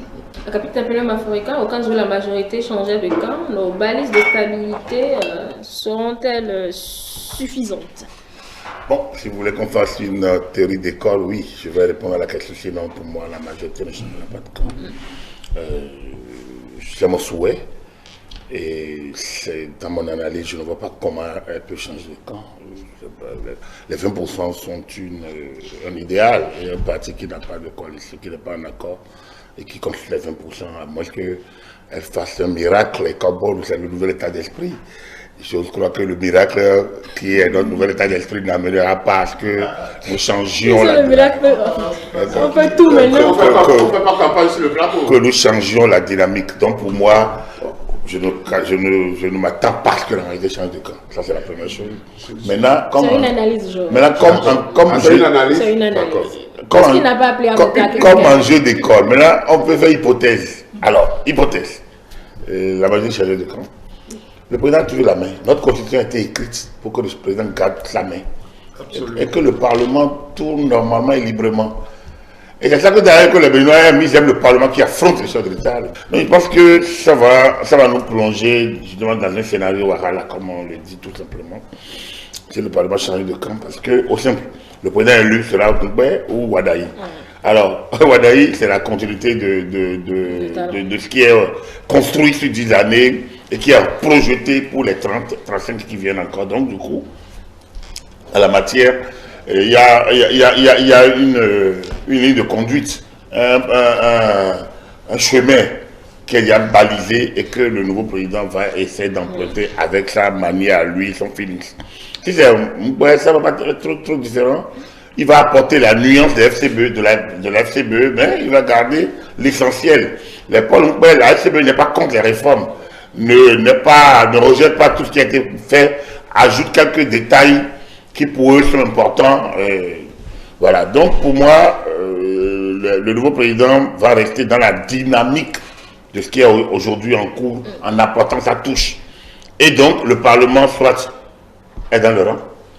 L'expression est en vogue aujourd'hui, donc je l'utilise à fond. Être dans le rang ne veut pas dire jouer son rôle, quoi. Dans ce qui est écrit dans les constitutions. Mais être dans le rang, c'est éviter les affrontements inutiles. C'est voter la loi et contrôler l'action du gouvernement, voter le budget de l'État, qui d'ailleurs une loi également. Donc, s'il doit y avoir une crise particulière, le chef d'État peut gouverner par ordonnance. Le mieux, comme je l'ai dit, comme je dis, c'est une hypothèse d'école, sinon pour moi, je n'envisage même pas que l'opposition gagne. L'opposition n'a pas de projet. donc ne peut pas gagner des élections. Sinon, ça, c'est ma position, elle change pas. Mais au cas où nous restons dans le schéma où il gagnait, puis nous sommes dans l'hypothèse, naturellement, le président va l'écouter en tant que majorité parlementaire. Va faire son offre en tant que. Puis il a un programme. Et l'initiative de loi appartient concurremment.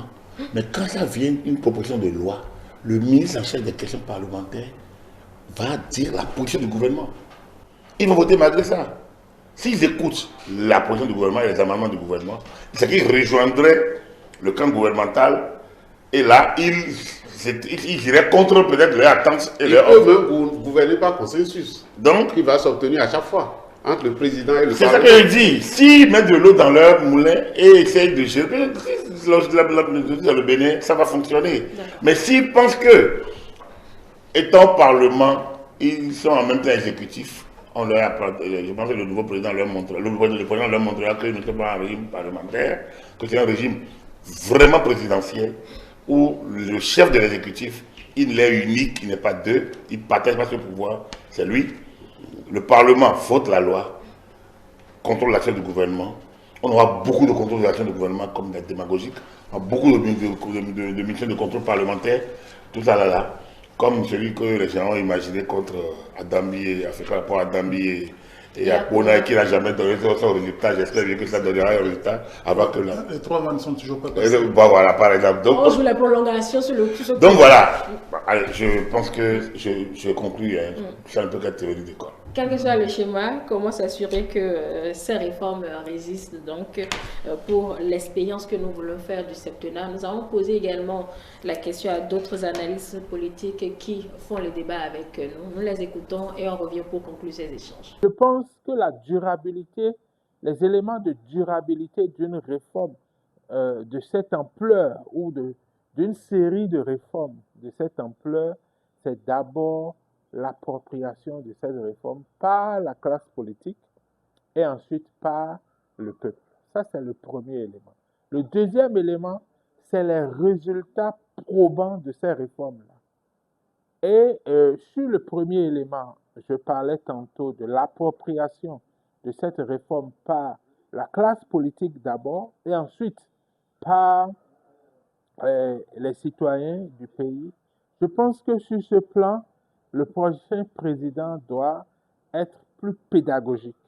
C'est-à-dire, le président Patrice Talon, pressé par le temps, n'a pas utilisé la démarche pédagogique. Pour que les réformes puissent être durables, il faudrait une démarche pédagogique. L'adhésion des populations, c'est forcément quand les fruits sont là. Les réformes en matière de dématérialisation, par exemple, vous verrez aucun Béninois contester ces réformes-là. Même l'opposant le plus acharné, s'il arrivait au pouvoir, il ne va jamais vouloir remettre en cause ces réformes-là. Si quelqu'un est politiquement solide, il est politiquement conscient de ce qu'il faut avancer, je pense que même quand la personne du président Patrice Talon ne sera plus dans la charge de président de la République, les acquis de la réforme du système partisan vont être sauvegardés et chacun va rester dans la discipline de son groupe. Donc de ce point de vue, je ne m'attends pas à un chamboulement extraordinaire quand il va partir, mais il y aura toujours quelques individualités qui vont estimer que voilà, Patrice Talon n'est plus président de la République et qui vont prendre leur tangente. Mais est-ce que ça va être significatif en termes d'impact sur la réforme du système partisan et ses résultats, ses acquis? Je ne pense pas. Il y a aussi, disons, en termes de balises pour que les réformes soient durables, il y a cette réforme constitutionnelle qui en fait est une réforme institutionnelle qui permet de protéger l'action publique. Il y a aussi la vision 2060 qui a été votée à l'Assemblée. Tout cela, la force des partis politiques. Les partis politiques auraient pu être des acteurs majeurs pour pérenniser les réformes. Mais je pense que le cheminement des partis politiques est encore plus laborieux que prévu. Donc, progressivement, on verra que ces partis politiques vont s'approprier ces réformes et donc ces réformes seront durables. vraiment merci au président Patrice Talon et à son gouvernement qui ont impulsé des réformes, qui ont balisé le terrain pour nous jeunes, qui ont balisé le terrain pour l'avenir politique de notre pays. C'est que on était habitué à la remise en cause, à la reprise à zéro de tout ce qu'un régime a fait quand un autre s'installe. Mais avec ce qui se passe aujourd'hui, là où le président Patrice Talon a mis la barre, c'est très haut et donc ça va être difficile pour celui qui va s'installer de ne pas commencer là où il a déposé la barre. Ensuite, comme j'ai coutume de le dire, il a allumé le cerveau des Béninois. Les Béninois savent aujourd'hui qu'on peut rêver grand, que nous sommes grands, nous pouvons aller très loin. Et puis les réformes constitutionnelles qui sont là aujourd'hui constituent selon moi des balises et c'est un terreau fertile pour que à partir de 2026, on n'assiste pas à une remise en cause totale des acquis de sa gouvernance. Je pense que 2026, ce sera une étape qui sera moins difficile. Celui qui va venir en 2026, non seulement a le défi de poursuivre ces réformes-là, mais aussi de faire des ouvertures. Donc, il faudrait véritablement que le président de la République qui sera élu en 2026 fasse des gestes d'ouverture, fasse des gestes d'apaisement. Maintenant, jusqu'à quel niveau il reviendra au futur président de déterminer cela, mais en relation avec le président Patrice Talon et les partis politiques qui animent la vie politique.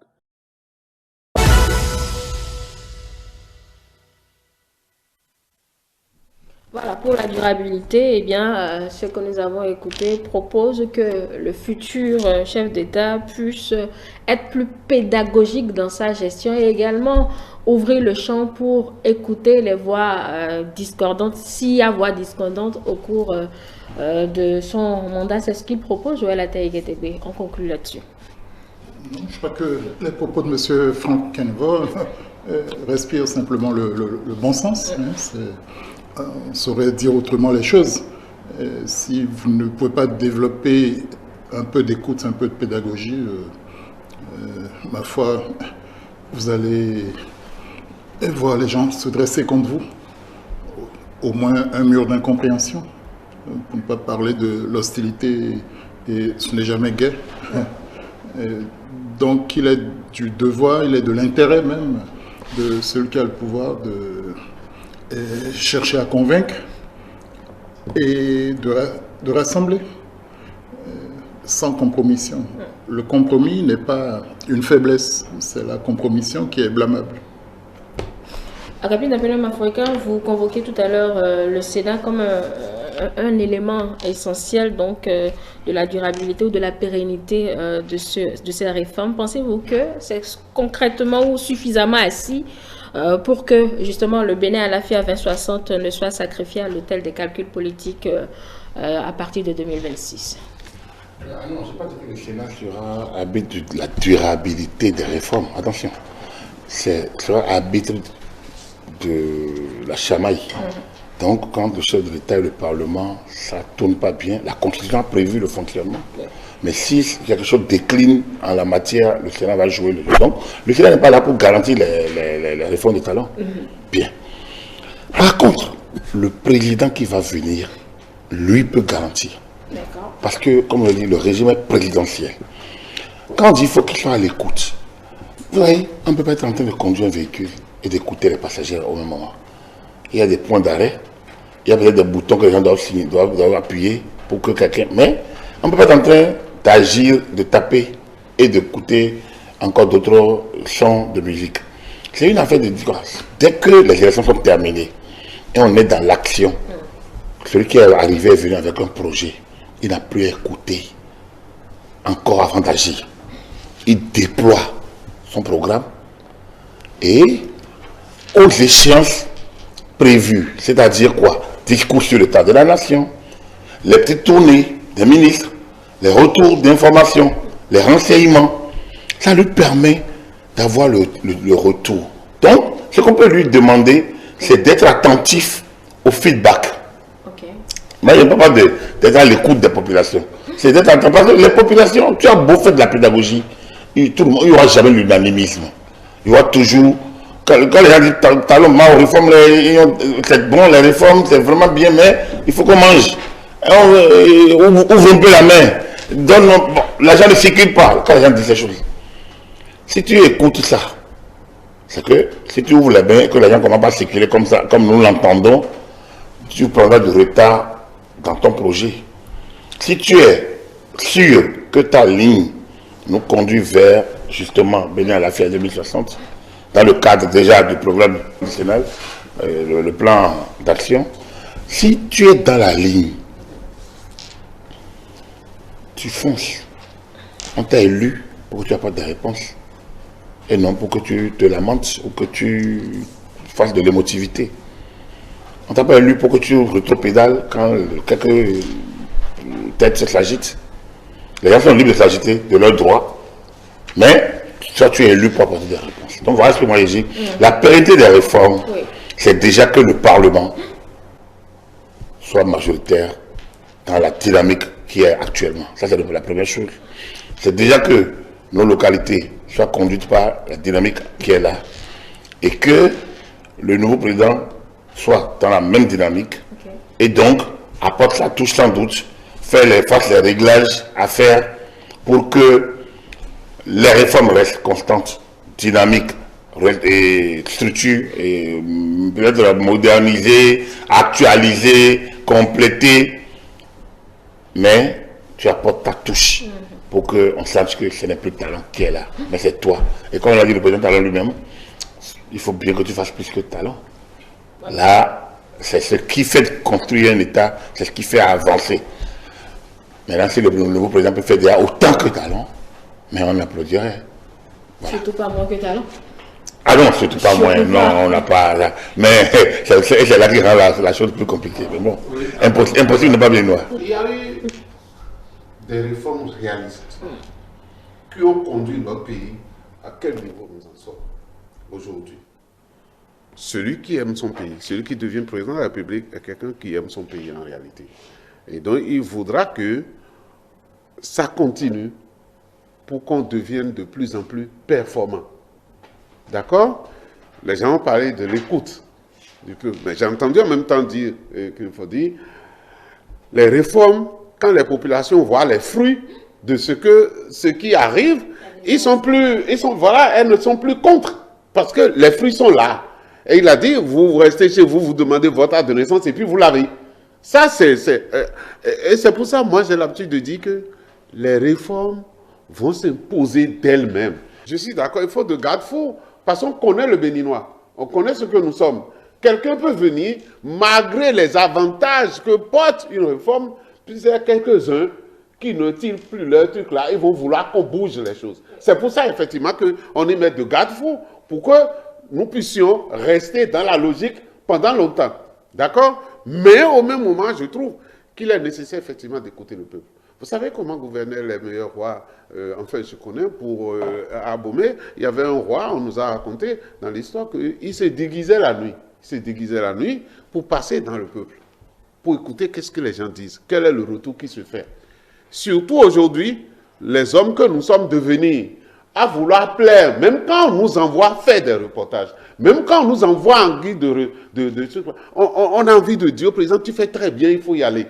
Donc, en ce moment, il faut écouter les populations et avoir les vraies informations qui permettent à un président d'évoluer. Et moi, je le sais, vous savez, je pense que le président Talon, tel qu'il a avancé, il a évolué, il a souvent les informations. Parfois, même vous êtes devant lui, vous avez peur d'évoquer certains sujets, il les évoque lui-même, parce qu'il a les informations qu'il faut. Le prochain régime aura besoin de ça, d'approfondir cela et de faire.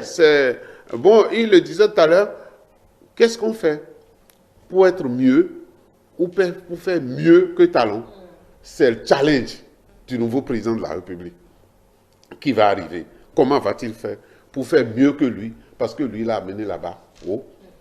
Et donc, il faut réfléchir par rapport à ça. Et donc, c'est comme ça que les réformes vont se pérenniser parce qu'elles n'ont apporté que, enfin, la plupart du bien au peuple béninois, et par conséquent, le peuple béninois ne voudra pas se départir de ça. Et on aurait arrivé catastrophe ou bien catastrophique si ce qui a été annoncé le 7 décembre était passé, mais Dieu aime le Bénin. Et donc, nous pouvons continuer tranquillement. Merci à chacun de vous.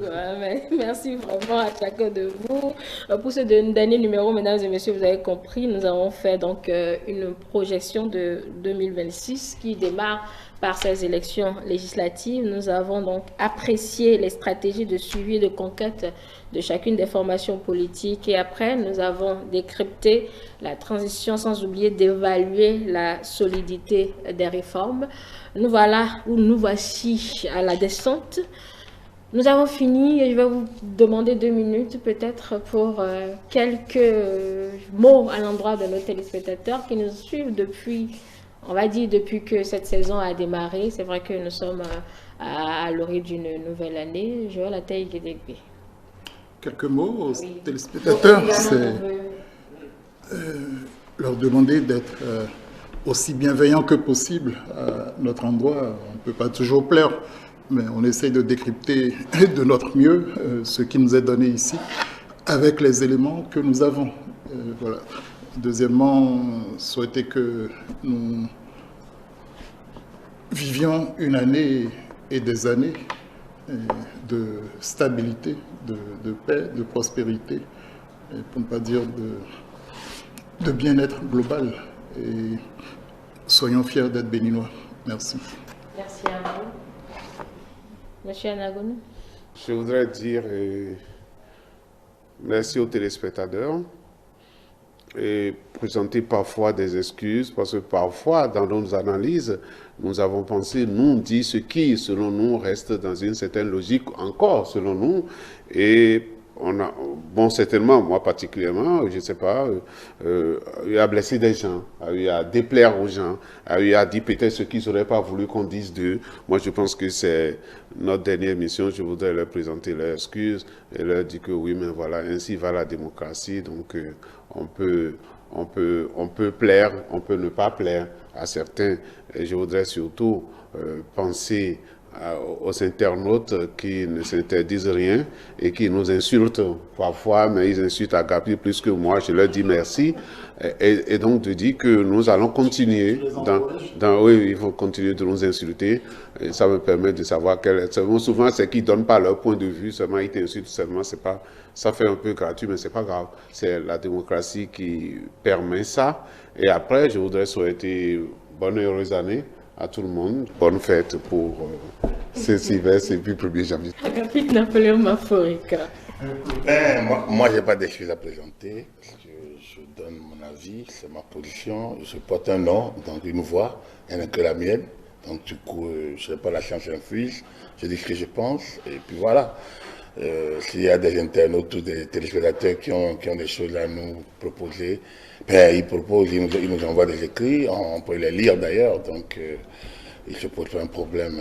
J'assume mes propos et je souhaiterais que la campagne se déroule bien, par exemple, que le Parlement prochain soit dans la même dynamique, que le nouveau président soit dans la même dynamique, donc que les œuvres de Patrice Talon résistent au temps et à l'espace et que le nouveau président aussi finisse 7 ans, peut-être parfois 2, et que nous continuions dans cette dynamique qu'on a entamée depuis 2016 jusqu'en 2060, pourquoi pas. Nous, on aura eu le temps de décliner, de se déplacer et que d'autres viendront aussi. Et c'est ça la loi. Dans son discours sur l'état de la nation, Patrice Talon dit les mal aimés d'aujourd'hui passeront, de nouveaux viendront. Donc du coup, c'est comme ça la vie. Donc il y a 60 ans, d'autres étaient là. Aujourd'hui, c'est nous. Après, c'est d'autres. Et on fait avec. Alors, donc, c'est pas la dernière émission. Nous sommes à mi-saison. Puis c'est la... Non, pas de la saison. Voilà. Pas de la saison, de l'année. Jusqu'en juillet. La saison fin juillet. Donc du coup, c'est une étape. Comme je le dis toujours, le 1er janvier, pour moi, bon, c'est pas ma fête. Moi, je fête mon anniversaire, le plus. Le 1er janvier, c'est juste un changement de cap. Tu es tout le temps en fait, toi, pour ceux qui connaissent, derrière ta voiture. Le changement de cap, pour moi, c'est un 1er janvier. Donc, puisque nous changeons d'année, tant mieux.